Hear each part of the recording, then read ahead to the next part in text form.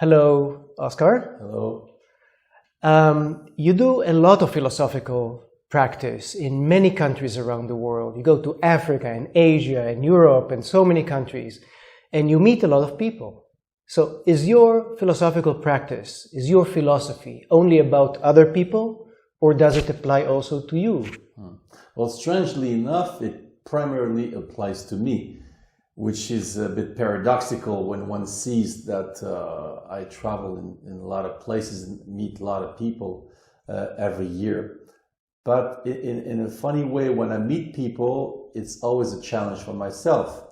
So if I go to Mali, or if I go to Taiwan, or if I go to Norway, in each case, I will be confronting myself to different situation, different culture, different context, different parameters. And I think it's a bit the Odysseus principle, right? Odysseus travels a lot, but it's always a quest for himself. Even though you might think as well that he's trying to escape or flee himself. But I do think that first and foremost, the philosophical practice has to be for oneself. It has to be something deeply rooted in your quest for truth, in your quest for knowing yourself. And if you do that, then something will happen with other people because it's real, you see. If you only want to help people or do things for people or get a job, as some people call me and they said, I have no job as a teacher, I want to do philosophical practitioner. I said, well, I don't think it's a good idea. I think you should find another job. It's not a reason to do philosophical practice because you have no job as a teacher, for example. I mean, in the absolute, it's possible, but most likely you're not on the right path. There has to be something deeply rooted in yourself where it's a Socratic injunction. Know thyself, know who you are, as a condition for knowing the gods and the universe, as he says it. But for this, you have to combat many things in yourself, primarily the fear. You know, one thing we noticed in philosophy consultation, fear takes a very important aspect. We ask questions to people and we see they escape the questions, they try not to answer, they play games, we're scared to meet the other, right? And the other represents reality. The other represents what resists. So if you accept the confrontation with the other, you accept confrontation to reality, you accept confrontation to yourself. Because I think reality first is the relationship to yourself. When people don't like reality, for example, because they don't like what is good or they don't like what is bad, in general, they have a problem with themselves. So this kind of encounter with yourself or with the truth, the search for the truth and for self-understanding, I imagine this does not happen only when you meet counselees. It happens in your entire day. Yes. You watch yourself. You watch yourself doing things, thinking a bit what the trendy now Buddhist concept of awareness, of full consciousness. I don't remember the exact term. Where you have to watch what is happening with you. Yeah, there's something like that where you have to be able to accept yourself in spite of what you don't like. In fact, the unhappy consciousness that Hegel talks about, where there's a big discrepancy between what you see when you look at yourself and what you would like about the world, about the absolute, about your idea of yourself, about what your wife sees when she sees you, whatever, right? Yeah. So yes, reconciling with reality, which does not exclude trying to change reality, changing yourself, changing the world. But to change things, you first have to see them face to face. And in what way is it specifically philosophical? In what way is the process philosophical as opposed to sort of new age kind of self-awareness? Well, first of all, there's a conceptual dimension, which New Age doesn't particularly care about. There is a preoccupation with thinking and thinking competencies. I do think that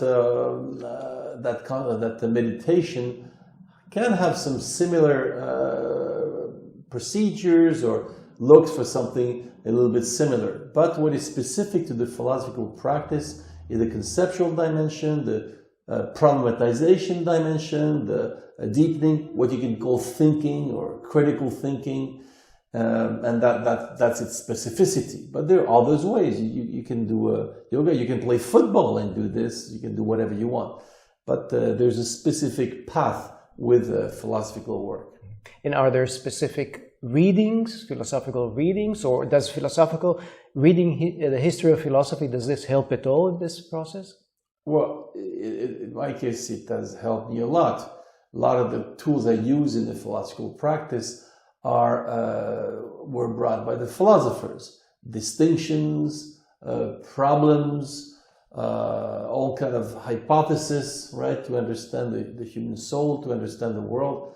Yes, I think philosophy culture is very important, which deals a little bit with the paradoxical aspect of philosophical practice, because we invite everyone to philosophize even though they did not study philosophy. So we play a bit the docte ignorantia of Socrates. We don't need knowledge, but at the same time, to be truthful, if people want to do a good job, they should have two things. One, they should have some philosophical culture.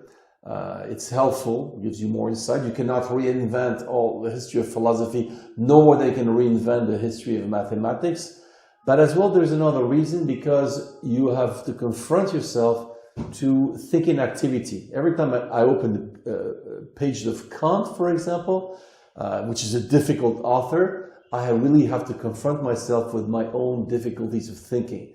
It sort of puts you back into reality of the difficulty of thinking we might have. So it's a very good exercise, just the way you would challenge yourself doing marathon or some physical exercise. So there's two reasons to deal with philosophers: to get some knowledge and to test yourself permanently.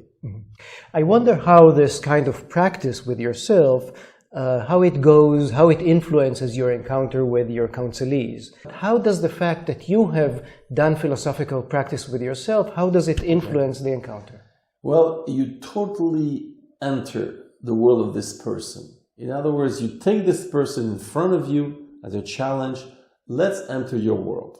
So I have to give up my ideas about what I want, what I fear, what I desire, and totally do what Hegel calls internal critique. Enter from inside and see how it works, right? So if I'm not used to challenging myself, I will bring there my own issues. In fact, we have noticed when we do the training of people that there are two kinds of problems. People that identify too much to the person, so they bring their fears and expectations, or people that don't like, or it doesn't speak to them, this way of thinking. So you have to enter this person's world totally naked. So you have to, you need a good reason to do it. It's not natural to enter somebody's world and giving up who you are. One way I like to call it, you have to be dead. To do a philosophical consultation, you have to be dead. Not that you don't exist anymore because you speak and things, but particularly with expectation, fears, desires, all this heavy emotional luggage should be gone. Another way I say it is you have to be a non-subject. See, you speak to a subject, someone who comes with his question, his preoccupation, his subjectivity, and you have to be a non-subject. As a non-subject, then you can enter in his subjectivity. But if you're another subject, then you cannot do this. So there's some ascetic dimension to give up who you are. Some people will say that's not logical and impossible, and agree in a way, but as much as possible, so you can accept to enter in a naked way this person's worldview with all the considerations around it. In a way, you need the others to do that, because one exercise that we practice called self-consultation. It's a bit like you play chess with yourself. You have a paper, you're the client, you put a question, you become philosophers, you question yourself. It's a nice exercise. But we observe that there's always a certain tendency toward complacency to do that. It's still nice, you can do it. So you can never replace the others, because the others, they're the strangers, they're the Martians, they're the ones that come from another place. They're the ones that ask you the questions you don't like. You know, they ask you a question. Your first temptation is say, I would not ask that kind of question, or this is not the right enough question, or even it's an awkward question. But the fact you have to answer people's question, because when we do training, we do mutual questioning. You know, I question someone, he questions me. So you have to accept that whatever comes, you accept the challenge. You have to accept the Levinas has this nice idea that the face of the other one represents infinity. It's something like that, you know, to face somebody else and to have to respond and try not to escape to someone else makes you look into the abyss. Mm-hmm. So you need the others for that. Yeah, that's very interesting. But let me sharpen what I wanted to ask.